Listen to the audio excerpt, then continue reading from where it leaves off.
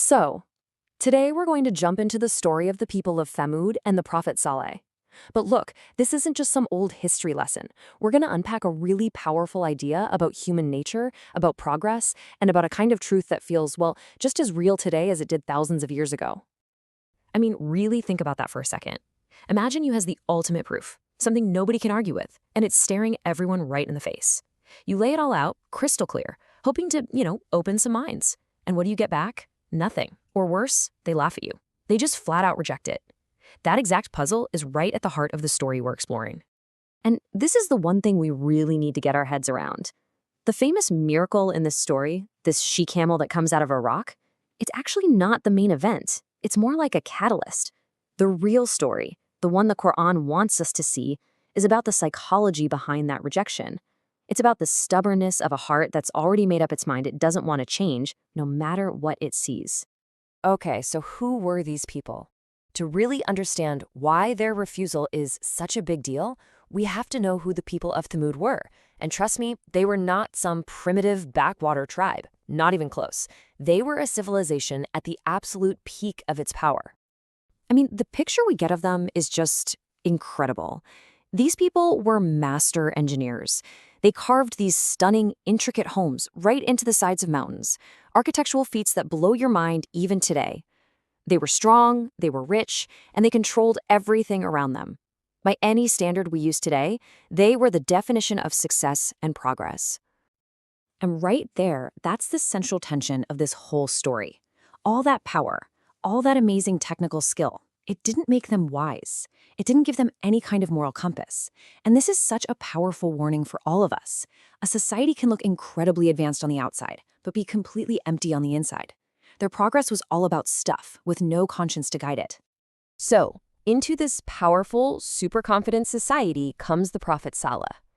Now, it's really important we understand what his message was about and what the whole point of the miracle was. This was not about forcing them to believe. You see, his message wasn't complicated or, politically radical. It was a callback to some really basic ethics. Worship one creator, treat each other fairly, and build a just society where everyone's rights are respected.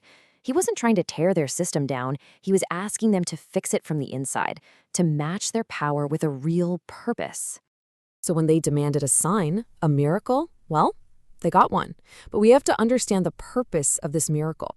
The she-camel wasn't some kind of weapon or a way to force them into submission. It was a public, undeniable sign that was meant to be a test. It was basically asking a simple question.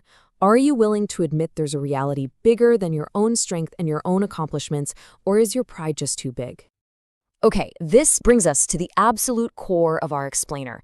They had the simple message, they had the undeniable miracle, so why on earth did they say no? Let's actually break down the psychology of how they refused, the anatomy of that stubbornness. You see, their rejection wasn't just a one-time thing. It happened in stages. First up was mockery. They laughed at Saleh, dismissed his message as ridiculous. Then, when the miracle showed up, they moved on to stubbornness. They just doubled down on their old ways, refusing to change. And finally, that led to a complete and total refusal to be held accountable. They just would not even consider the possibility that they might be wrong. And this really hits the nail on the head. You can have all the evidence in the world, a literal miracle, and it's completely useless if someone's heart is locked from the inside. The problem was never a lack of proof. It was a lack of willingness. The sign was there to open a door, but they had already thrown the deadbolt. So what happens to a society that just completely rejects any chance to correct itself?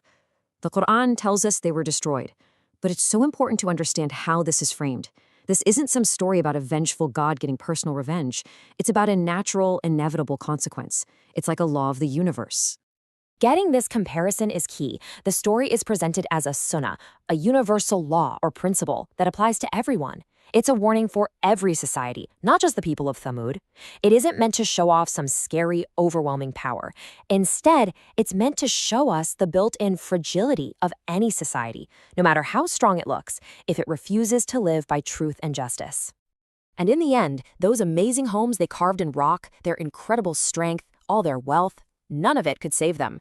And why? Because their foundation was rotten. This is the universal law their story shows us. Physical strength is absolutely no defense against moral decay. So let's bring this home. This isn't just some ancient fable. The story of Thamud is meant to be a mirror, one that forces us to ask some pretty deep and maybe uncomfortable questions about ourselves and the world we live in right now. I mean, think about it. How often do we look at all the problems in the world and think, man, if only something huge and undeniable would happen, then people would finally get it. Then they'd change. We're kind of waiting for an external miracle to fix everything for us. But the story of Thamud points to a totally different way. It asks if maybe the real work isn't about waiting for some big sign from the outside. Maybe it's about working on our own hearts so that we're ready to accept the truth when we see it. The change doesn't start out there, it starts right in here. And this might be the most urgent question of all for us today. When we talk about a developed or an advanced nation, what are we actually talking about? Is it just about the economy, the technology, the military strength like it was for Thamud? Or are we also measuring our progress by our compassion, our sense of justice, and our collective conscience? Ultimately, this is the lesson from the people of Thamud that just never gets old. It's a powerful reminder that real strength isn't something you carve in rock, it's something you build in character. Any civilization that's built on power without principles is really just built on sand. So the question their story leaves for us is, what are we building on today?